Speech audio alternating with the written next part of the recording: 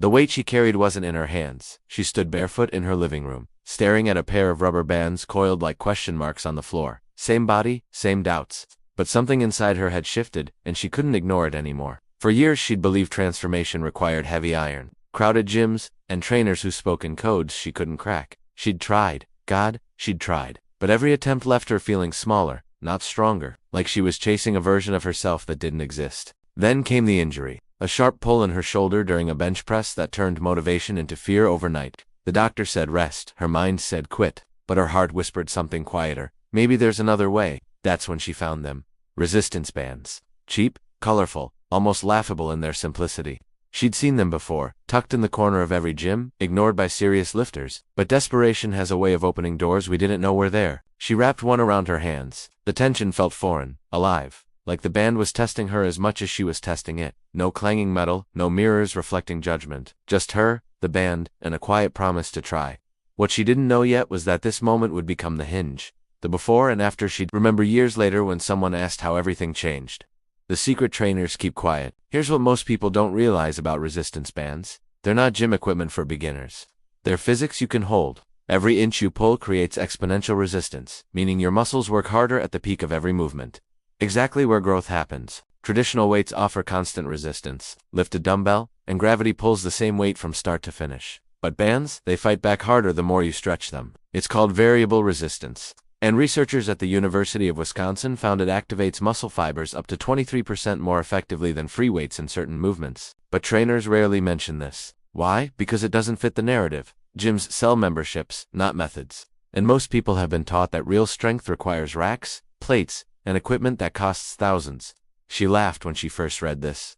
All those years, all that money, and the tool that might actually work was sitting in a drawer for $15. Still, doubt crept in. Could something so simple really sculpt the body she'd imagined? Or was this just another detour on a road that led nowhere? The moment she almost quit, week 2 nearly broke her. Not because the bands were too hard, but because progress felt invisible. No numbers on a barbell to chase. No mirror flexing to validate effort. Just soreness, confusion, and the nagging suspicion she was wasting her time.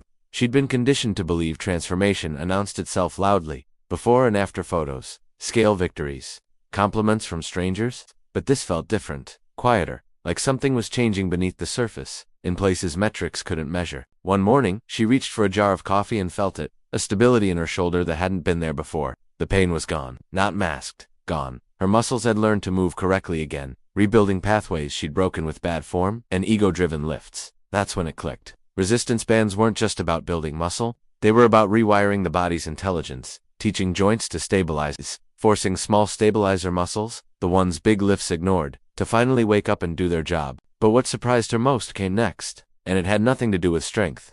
The science hidden in plain sight. Researchers at Stanford studied something fascinating about home workouts. Consistency wasn't about motivation, it was about friction. The easier it was to start, the more likely people were to keep going. And resistance bands removed almost every barrier. No commute, no crowds, no judgment. Just 10 square feet of space and a band that fit in a drawer. She could train before coffee, between meetings, during lunch breaks. The lack of setup became the secret weapon her willpower had been waiting for. And the workout itself, adaptable in ways weights never were. She could target her glutes with lateral walks, sculpt her back with rows anchored to a door, and build shoulder stability with band pull-aparts, all without changing equipment or rooms. The versatility shocked her. One tool, 30 exercises, every muscle group. It felt almost unfair, like she'd discovered a cheat code everyone else had ignored, but doubt still lingered. Could this really replace everything? Or was she just convincing herself because it was easy? The test she didn't expect her best friend visited, the one who'd been lifting seriously for 3 years, who posted progress photos and spoke the language of splits and macros. She eyed the band skeptically. "That's cute," she said, "but show me what you can actually do." Challenge accepted. She handed her friend a heavy band and demonstrated a single-leg Romanian deadlift with band resistance. Her friend wobbled, struggled, laughed in disbelief. Holy hell, that's harder than it looks. Balance, stability, core, engagement, control. Everything her friend had built with barbells was suddenly tested in ways she wasn't prepared for. The bands didn't lie. They exposed weaknesses hidden beneath heavy weight and momentum. That moment changed the conversation.